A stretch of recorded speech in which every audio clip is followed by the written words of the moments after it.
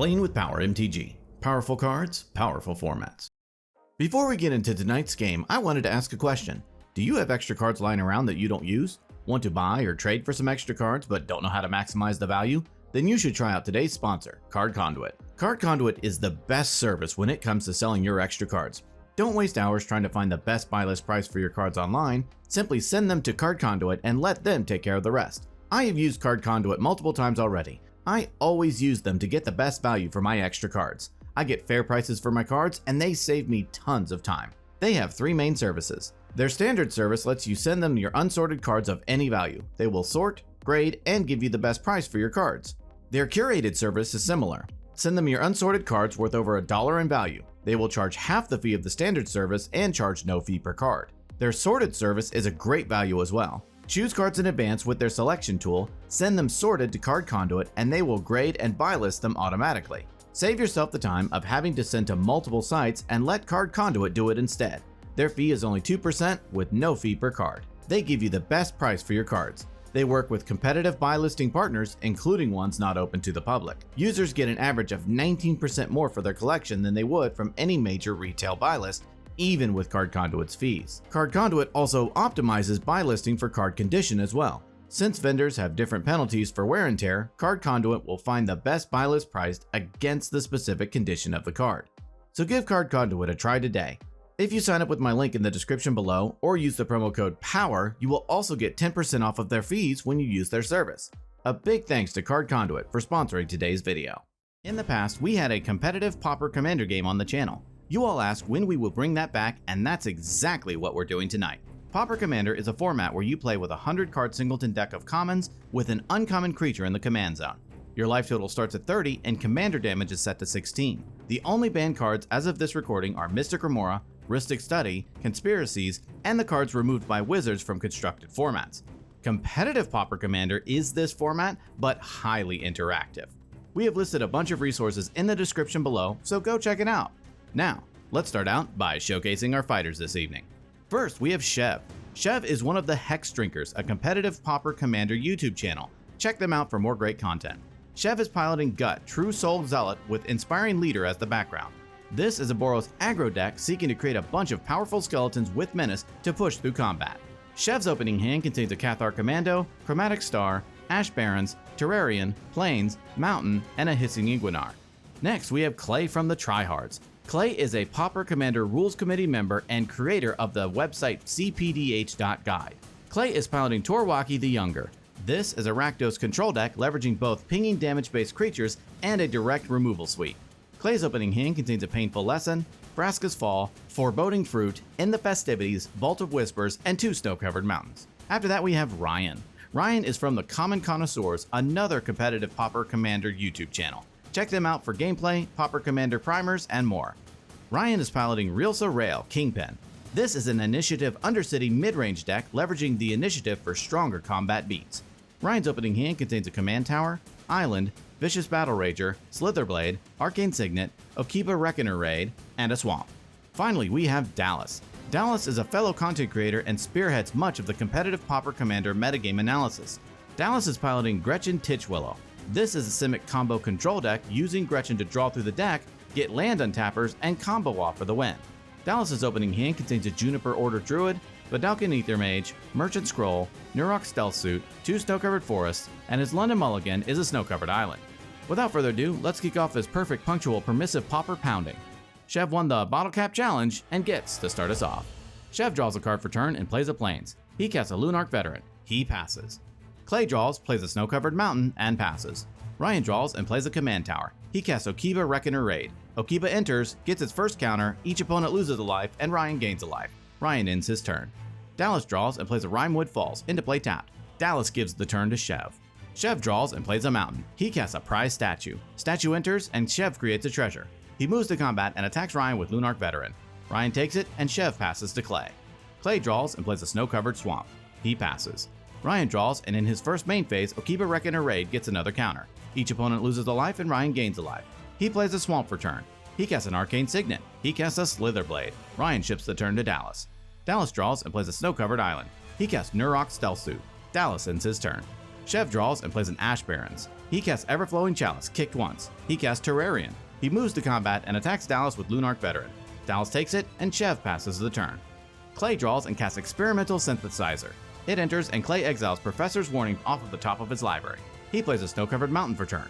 Clay passes. Ryan draws, and in his first main phase, Okiba Reckoner Raid gets his third counter. He exiles it and transforms it into Nezumi Road Captain.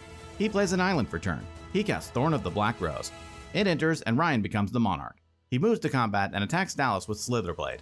Dallas takes it, and Ryan moves to his end step, drawing from the Monarch. Ryan passes to Dallas. Dallas draws and plays a Snow-Covered Forest. He casts a Rime Tender. He activates Nurok's Stealth Suit, equipping it to Rime Tender. Dallas passes. At the end of Dallas' turn, Chev flashes in a Cathar Commando. Lunark Veteran triggers, and Chev gains a life. The turn moves to Chev. Chev draws and casts his Commander, Gut, True Soul Zealot. He moves to combat and attacks Clay with Lunark Veteran and Dallas with Cathar Commando. Gut triggers, and Chev sacrifices Prize Statue. Prize Statue triggers, and Chev creates a treasure. Then Chev creates a 4/1 skeleton with Menace, tapped and attacking Ryan. Ryan double blocks the skeleton with Nezumi Road Captain and Thorn of the Black Rose. Then they take the rest, and the skeleton and Thorn of Black Rose die. All through, Chev ends his turn. Clay draws and plays a Vault of Whispers. He casts Vraska's Fall. Each opponent sacrifices a creature and gets a poison counter. Clay passes. Ryan draws and plays a Swamp. He casts his commander, Rila Rael, Kingpin. It enters, Ryan takes the initiative and ventures into the Undercity. The secret entrance room triggers, and Ryan fetches up a Swamp into his hand. He moves to combat and attacks Dallas with Slitherblade. Rilsa triggers, and Slitherblade gains Death Touch until the end of turn. Dallas takes it, and with nothing else, Ryan gives the turn to Dallas. Dallas draws and plays a Snow-Covered Forest. He casts Juniper Order Druid. He equips Nurok's Stealth Suit to Order Druid and passes to Chev. Chev draws and casts Chromatic Star. He cracks his Terrarian, adding 2 white and drawing a card. He casts Bloody Betrayal. He gains control of Rila Rael and creates a Blood token. He moves to combat and attacks Ryan with Rilsa and Commando, and Clay with Gut. Gut triggers, and Chev sacrifices Rilsa, creating a skeleton tapped and attacking Dallas. They all take it, and Chev gains the Monarch and the initiative. Chev ventures into the Undercity's first room, fetching up a Plains into his hand. In his second main phase, he plays a Plains for turn. He moves to his end step, draws from the Monarch, and gives the turn to Clay. Clay draws and plays a Command Tower. He casts Foreboding Fruit with Adamant. He draws 2, loses 2 life, and creates a food token. Clay passes to Ryan. Ryan draws and casts a Felwar Stone. He moves to combat and attacks Chev with Slitherblade. Chev declares no blocks, and in response, Ryan ninjutsus in Moonblade Shinobi, bouncing Slitherblade back to his hand. Chev takes the hit, Moonblade triggers, and Ryan creates a 1/1 illusion. Ryan gains the Monarch and the initiative, and then ventures into the Forge, giving 2 +1/+1 counters to his illusion. All through, Ryan moves to his end step, draws from the Monarch, and passes to Dallas. Dallas draws and casts Glittering Frost on his Rimewood Falls. He casts a Merchant Scroll, fetching up an Echoing Truth into his hand. Dallas passes. Chev draws and plays a Plains. He casts his background, Inspiring Leader. He moves to combat and attacks Clay with his Skeleton and Gut, and attacks Ryan with Cathar Commando. Gut triggers, Chev sacrifices Chromatic Star, and creates a skeleton tapped and attacking Dallas. Chromatic Star triggers, and Chev draws. They all take it, and Chev gains the Monarch and the initiative. He ventures into the Forge, putting 2 +1/+1 counters onto Gut. With nothing else, Chev moves to his end step and draws from the Monarch. At the end of Chev's turn, Clay cracks his food and gains 3 life. The turn moves to Clay. Clay draws and plays a Snow-Covered Swamp. He casts his commander, Tor Wauki the Younger. He casts End the Festivities. Tor triggers, targeting Ryan's illusion. In response, Ryan casts Go for the Throat, targeting Tor. In response, Chev activates Cathar Commando, sacrificing it, targeting Nurok's Stealth Suit. In response, Dallas activates Juniper, untapping his Rimewood Falls. With nothing else, Stealth Suit is destroyed, Go for the Throat destroys Tor deals 2 to the illusion, and then End the Festivities resolves, dealing 1 to each opponent and each creature they control. All through, Clay gives the turn to Ryan. Ryan draws and plays a Swamp. He moves to combat and attacks Chev with Moonblade Shinobi. Chev takes it, Moonblade triggers, and Ryan creates an illusion. Ryan gains the Monarch and the initiative, venturing into the arena, goading one of Chev's skeletons. In his second main phase, Ryan casts Vicious Battle Rager. It enters, Ryan ventures into the archives, drawing a card. He casts Seagate Oracle. It enters, Ryan looks at the top 2, putting 1 into his hand and the other on bottom. Ryan moves to his end step, draws from the Monarch, and passes the turn to Dallas. Dallas draws and casts Urban Burgeoning, targeting Rimewood Falls. He casts his commander, Gretchen Titchwillow. Dallas passes. Dallas untaps Rimewood Falls with Chev. Chev draws and plays an Ancient Den. He casts Mog War Marshal. It enters, and Chev creates a Goblin. He moves to combat and attacks Clay with 2 skeletons and Dallas with Gut. Gut triggers, Chev sacrifices Mog War Marshal, creating a skeleton tapped and attacking Clay. Mog War Marshal triggers, and Chev creates a Goblin. They all take it, and in the second main phase, Chev casts Marble Diamond.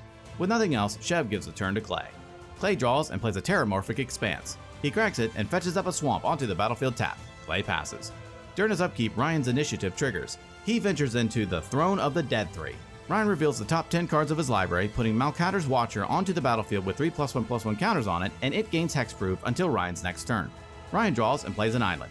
He recasts his commander, Rila Rael, taking the initiative, venturing into the secret entrance and fetching up a swamp into his hand. He moves to combat and attacks Shev with Mistblade Shinobi and Dallas with his illusion. Rila triggers, giving Mistblade Shinobi +5/+0, Death Touch, First Strike, and Menace until the end of turn. They both take the hit, and in his second main phase, Ryan casts Slitherblade. Ryan passes. At the end of Ryan's turn, Dallas activates Gretchen, drawing a card and putting an island onto the battlefield. Ryan draws from the Monarch, and the turn moves to Dallas. Dallas draws and casts a Blossom Dryad. He passes. Dallas untaps Rimewood Falls with Shev. Shev draws and cracks his blood token, discarding a card and drawing. He moves to combat, attacking Clay with Gut, 2 skeletons at Dallas, and a skeleton and 2 goblins at Ryan. Gut triggers and Shev floats mana, then sacrifices Marble Diamond. He creates a skeleton tapped and attacking Ryan. In response, Dallas casts Echoing Truth, targeting the skeleton. In response, Shev casts Blacksmith's Skill, targeting the skeleton. In response, Clay hard casts Snuff Out, targeting Gut. In response, Shev casts Tyr's Blessing, targeting Gut. With nothing else, Tyr's Blessing resolves, Gut gains Indestructible, Snuff Out resolves but doesn't destroy Gut, Blacksmith's Skill resolves, Shev's skeleton gains Hexproof and Indestructible until the end of turn, and Echoing Truth fizzles. Still before blocks, Dallas flashes in a Vidalcan Aether Mage. Then Ryan blocks a skeleton with Rila and his illusion, and blocks the other skeleton with Seagate Oracle and Malcader's Watcher, and blocks a goblin with Vicious Battle Rager. Dallas blocks a skeleton with Gretchen and Vidalcan Aether Mage. Before damage, Ryan casts Curfew. Each player returns a creature they control to their owner's hand. Then damage happens, creatures die, Clay and Dallas die, Malcader's Watcher dies, Ryan draws a card, and Shev takes the initiative and the Monarch. Shev ventures into the Trap Room, and Ryan loses 5 life. Shev moves to his end step, draws from the Monarch, and the turn moves to Ryan. Ryan draws and recasts Rila Rael. He takes the initiative, venturing into the Forge, putting 2 counters onto Vicious Battle Rager. He moves to combat and attacks Shev with everything. Rila triggers, giving his illusion +5/+0, Death Touch, First Strike, and Menace. Shev takes it all, dies, and Ryan wins the game.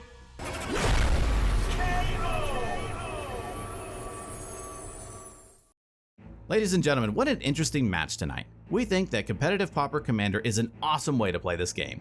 The decks are super cheap, yet very powerful. This game also showcased tonight just how powerful the Initiative and the Monarch can be.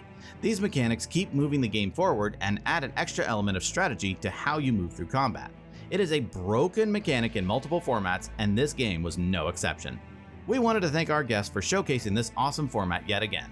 Please check out our previous video to see another game in action. Also, be sure to check out their channels and subscribe to see more. Be sure to check out all the links in the description below for more information about this awesome way to play. Well, that about wraps it up for this episode. Tune in next time when we duke it out to see who will be king of the competitive Pauper EDH table. Thank you so much for watching, and we will see you next time.